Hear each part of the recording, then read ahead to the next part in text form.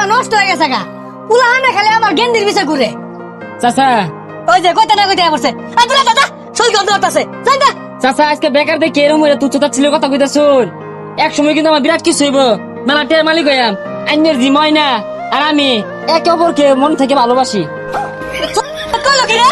বাম মনে চান্দ হাত। চাচা আজকে বেকার দেখে এই ব্যবহার করতে শুন। আমার একদিন মেলা টের হইব দেখুন যে আইনের জি ময়না রে মন থেকে ভালোবাসতাম, মন থেকে ভালোবাসতাম। চাচা মেলা আন্দরে বই হরিছুন, কিছু কইলো না। গয়নাটা নিয়ে বানাইবেন নাকি? না না বাবা, তোর মা হাতন কুম্বা লাইব। তোমার মা হাতনের লগে আমার পুরানা হিসাব তেলা ভাত আছে। তোর মা হাতন আইলেই পরে করবা। চাচা কিছু বানাইলে কই, আমি ডিজাইন ডিজাইন দেখাই। বেটা বেটা বেশি কথা কইকে লাগিয়া তোর মা হাতনে দিব, এটা তুমি বুঝতাছো না?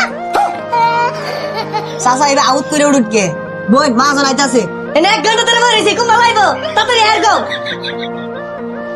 হ্যাঁ হ্যাঁ, না ওই 500 ভরি স্বর্ণ আমি স্টক করছি, ওইগুলোর গয়না বানায় সেরা ডিসপ্লে করবো।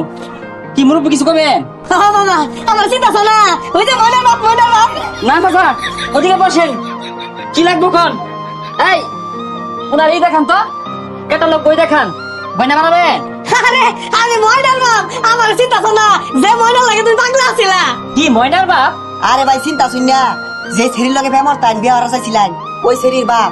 থুজা বাদ দে ওগুলা, ওগুলা আমার অতীত আছিন, মনে নাই।